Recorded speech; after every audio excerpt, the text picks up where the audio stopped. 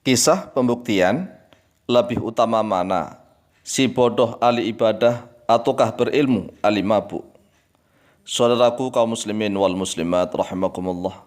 Sebelum kita membacakan kisahnya, terlebih dahulu kami berikan nasihat bahwa dua-duanya adalah buruk, tidak boleh ditiru.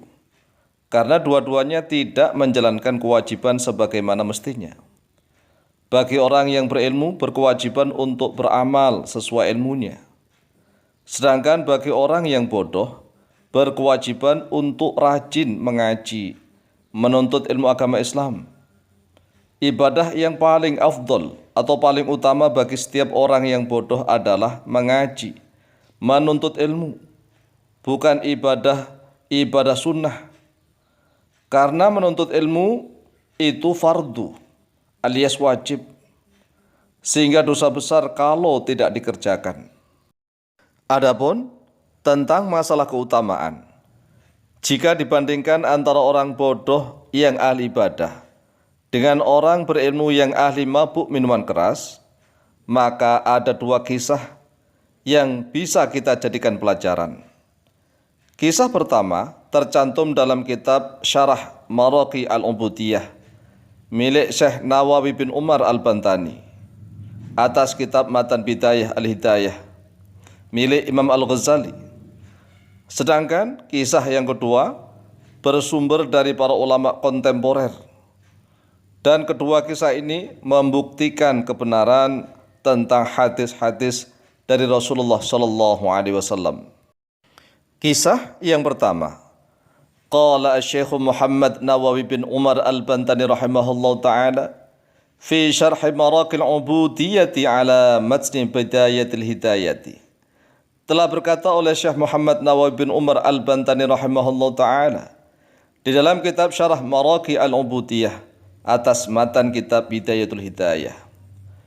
Wa hukiya, dan telah dihikayatkan, dikisahkan, anna ba'dhan nasi, sesungguhnya sebagian manusia, ikhtalafa fi syarafil alim al-fasiq, yaitu telah berbeda pendapat oleh mereka di dalam kemuliaan orang yang berilmu tetapi fasik, wa syarafil jahili al-abidi, dan di dalam keutamaannya orang bodoh tetapi ahli ibadah.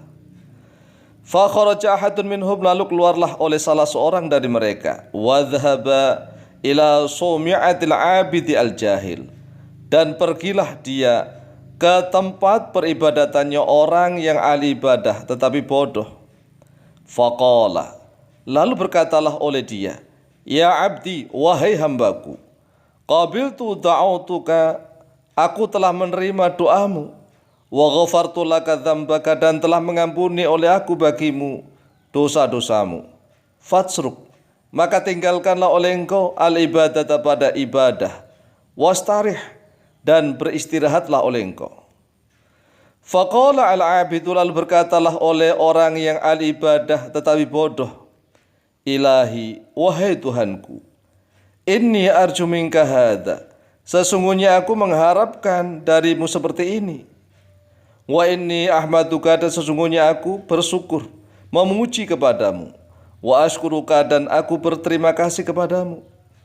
Wa abuduka min zamanin kadza, dan aku menyembahmu sejak dari zaman seperti ini. Fasara mukhtian wa kafiran bijahlihi, maka menjadilah dia mukhtian, orang yang salah, wa kafiran, dan menjadi orang yang kafir, bijahlihi, dengan sebab kebodohannya. Thumma dhahaba ahadun minhum ilal alimi al-fasiqi, kemudian pergilah salah seorang di antara mereka kepada orang yang alim tetapi fasik. Fa idza huwa yashrabu al-khamra, tiba-tiba orang yang alim fasik itu sedang minum khamr, minuman keras. Faqala, lalu berkatalah oleh salah seorang di antara mereka, ya abdi, wahai hambaku, ittaqi minni, takutlah oleh engkau, minni, dariku, wa ana rabbuka, sedangkan aku ini adalah Tuhanmu. Asturu dzambaka, aku sedang menutupi dosamu. Wa anta la tahyi minni, dan sedangkan engkau tidak malu dariku. Fa inni uridu ahlakaka, maka sesungguhnya aku ingin menghancurkanmu.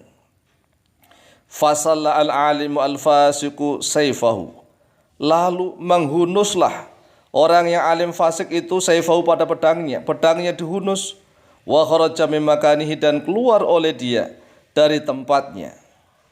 Faqala lalu berkata oleh orang yang alim fasik itu, ya mal'unu anta la ta'lamu rabbaka, wahai yang dilaknat, engkau tidak tahu siapa Tuhanmu.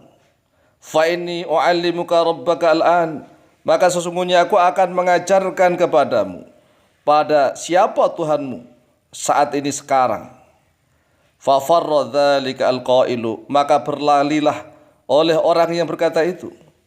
Fa'ulima, maka diketahui bidzalika dengan sebab itu syaraful alimi terhadap kemuliaan, syaraful ilmi terhadap kemuliaannya ilmu, wa ahli dan terhadap kemuliaan orang yang memiliki ilmu.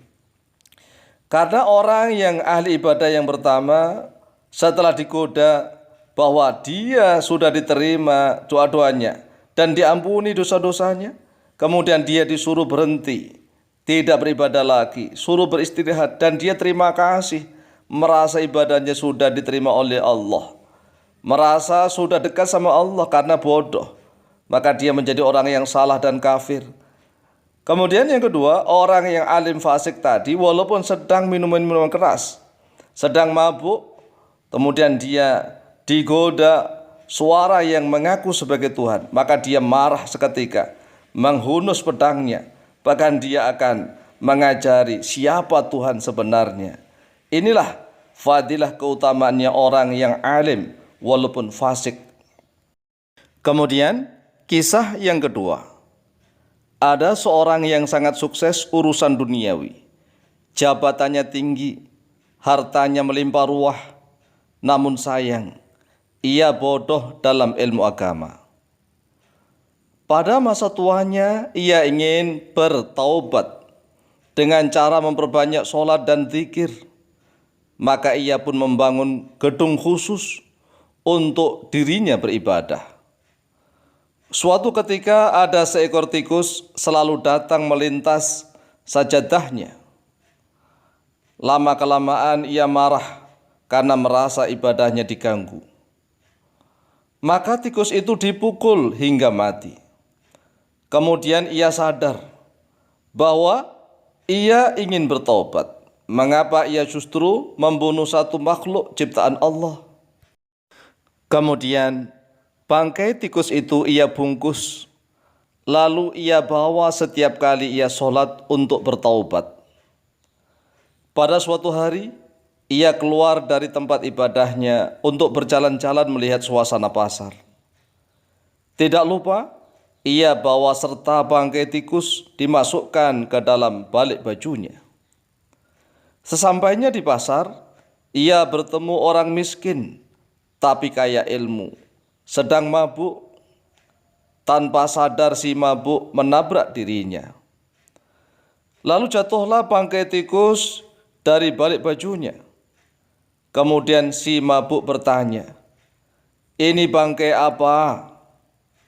Ia menjawab, "Bangkai tikus." Si mabuk bertanya, "Untuk apa?" Ia menjawab, "Untuk kuajak beribadah, bertaubat kepada Allah." Dengan serta-merta si mabuk tertawa terbahak-bahak dan berkata, "Bangkai tikus itu najis, tidak sah sholat membawa najis." Maka terbuktilah benar hadis-hadis Rasulullah SAW. Di antaranya adalah hadis yang berbunyi, "Faqihun wahidun asyaddu ala syaitani min alfi abidin." Orang yang faham ilmu agama, walaupun satu orang, lebih memberatkan setan, lebih merepotkan setan-setan daripada 1000 orang ahli ibadah tetapi bodoh. Wallahu ta'ala a'lamu bishawab.